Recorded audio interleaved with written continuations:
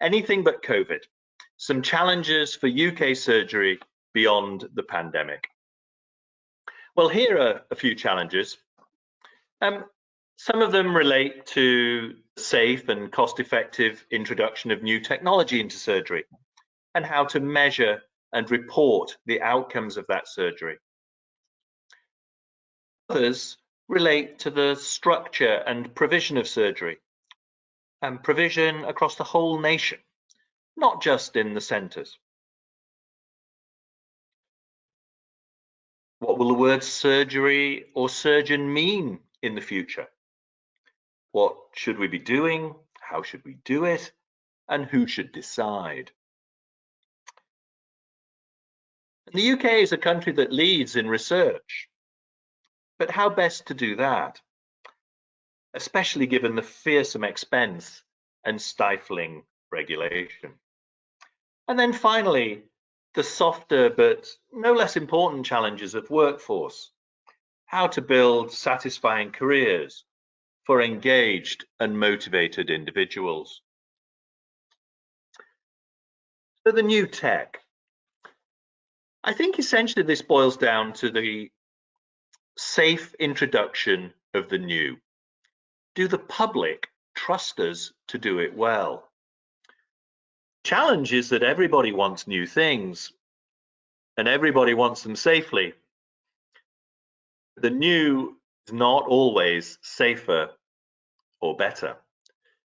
The problem is compounded by human frailty.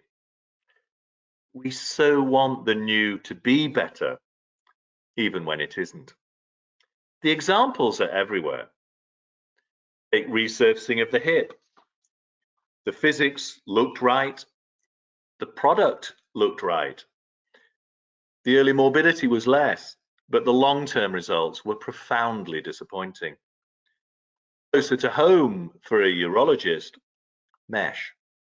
An ongoing disaster, again related to how we introduced the new.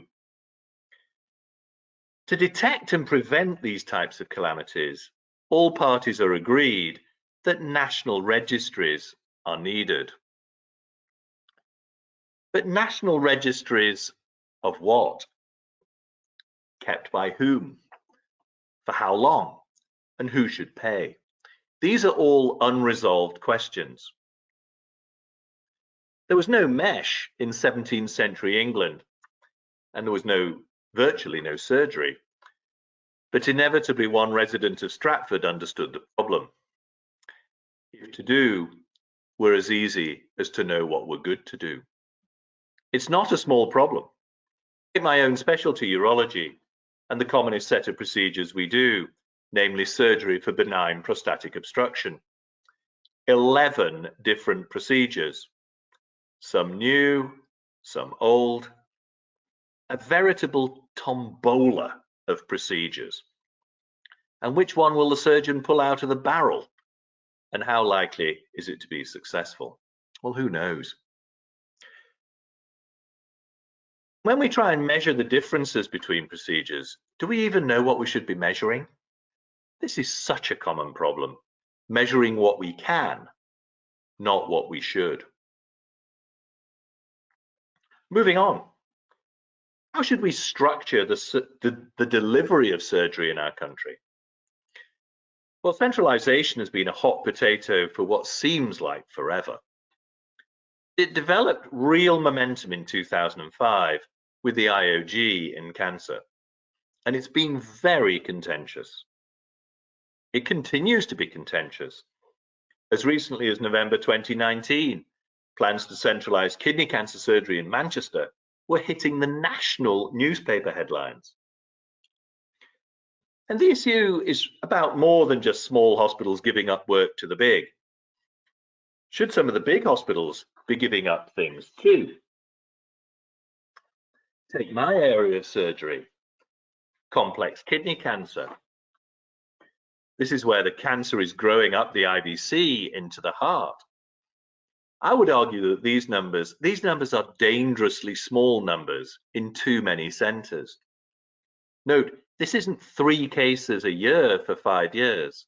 This is 3 cases in 5 years. Perhaps time for some units to face up to this. The main problem, though, I think, with centralisation in the NHS in the last 30 years has been that it's been a one-way street to the centre. Centralisation in, if you like.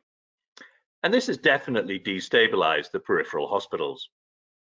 There's been very little of this centralisation out. Flow in the other direction for balance. For everything you centralise in, maybe you should be centralising something out. In urology, it might be these things. Create centres of excellence, but in the periphery. COVID has shown us how fluid these arrangements can become. More flexible arrangements across a range of providers. We aren't there yet, but in many places it's coming, a functioning network of providers. And the pandemic has emphasized that we are connected. Sitting in the big hospital doesn't insulate you from the problems in the smaller hospitals. Their problems will eventually become our problems.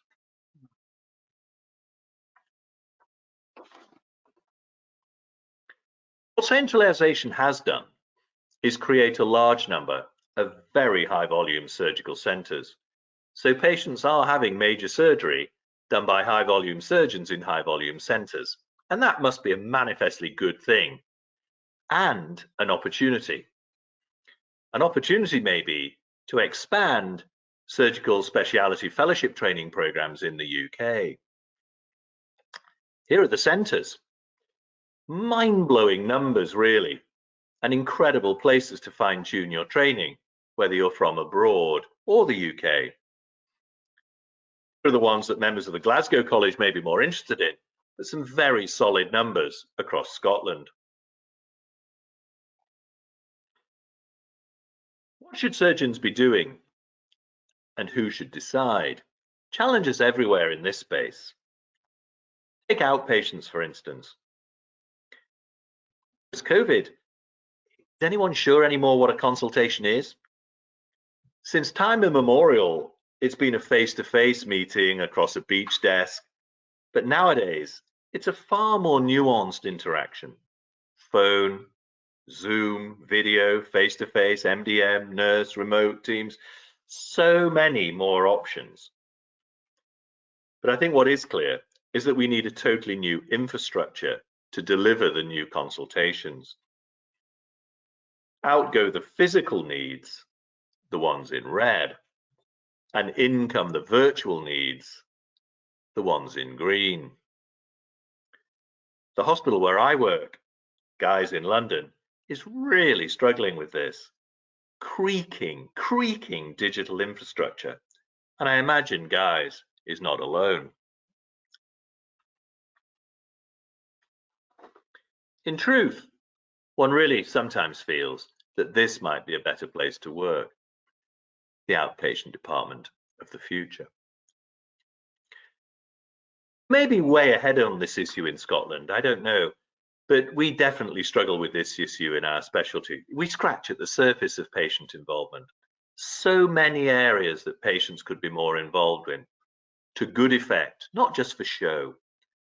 I really feel it's time for radical change in this space and involving patients in the care that they subsequently receive. I wonder how many listeners on tonight's call know who this is and why she's in a talk on the challenges of surgery.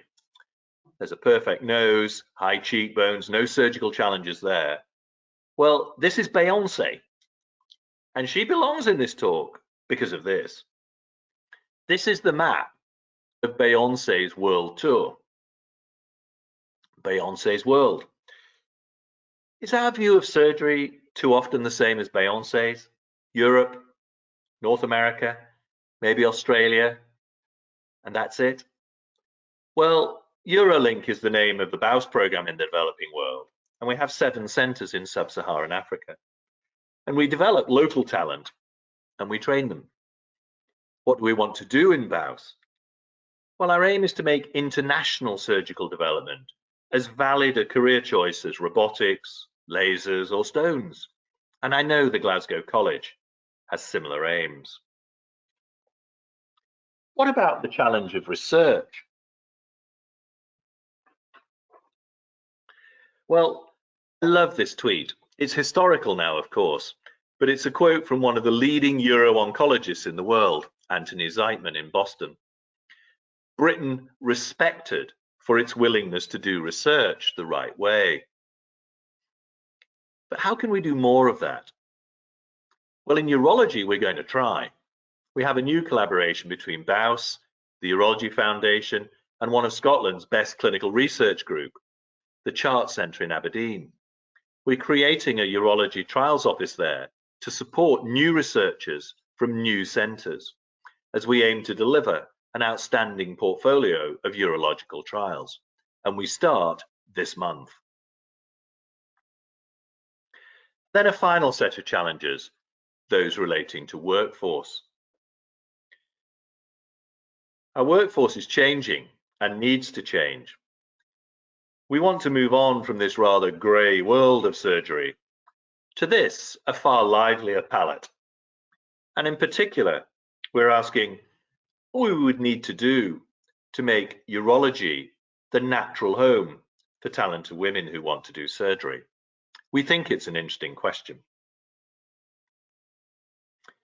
We've framed this challenge and a number of other ones under the banner of widening participation.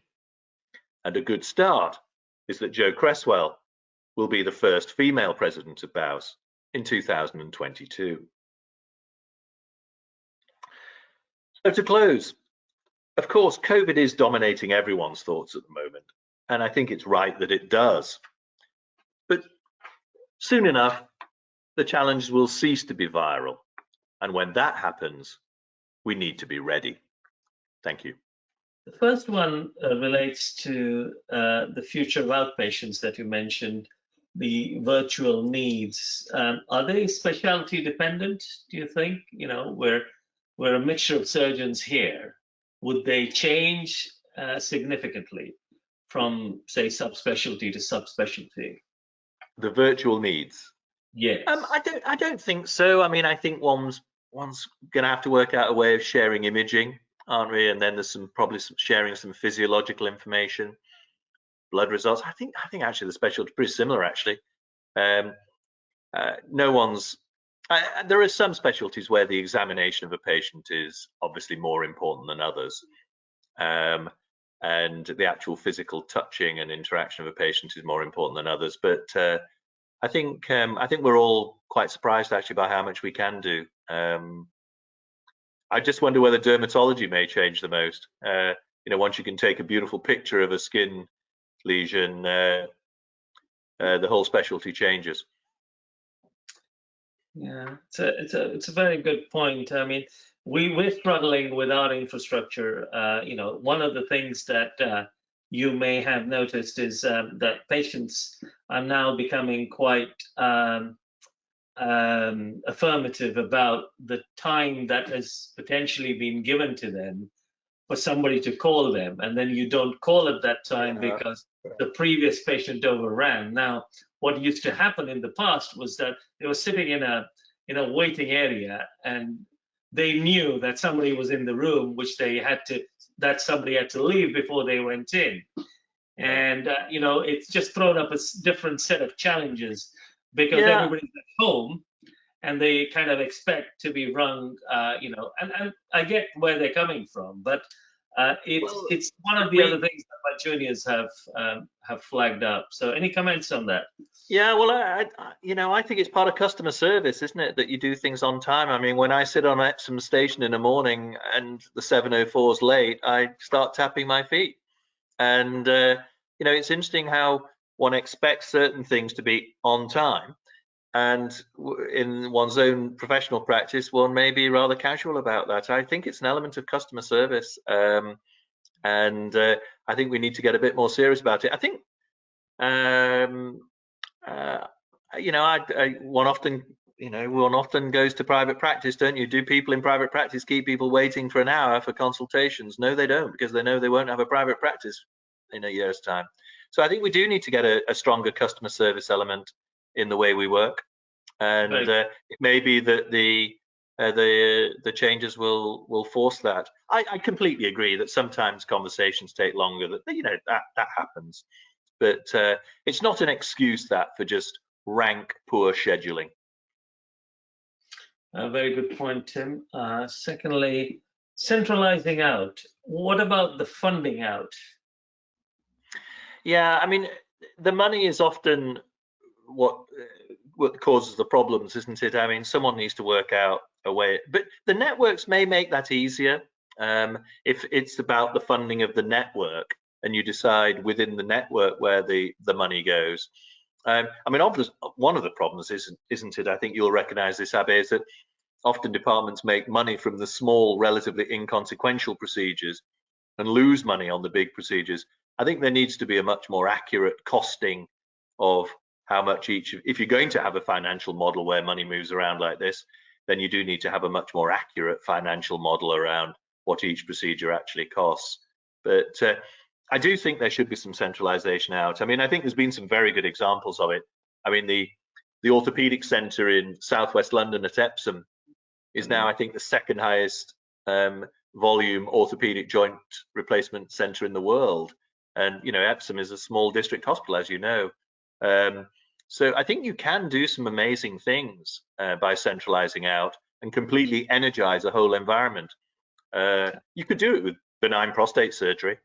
And I think one of the other reasons to centralize out is that with so many different technologies being available for one disease, you just can't afford to put all those technologies in every single hospital. It's just unthinkable to put all the various technologies to treat benign prostate enlargement in every single environment where urologists practice. I think that's just I just think it's unthinkable financially.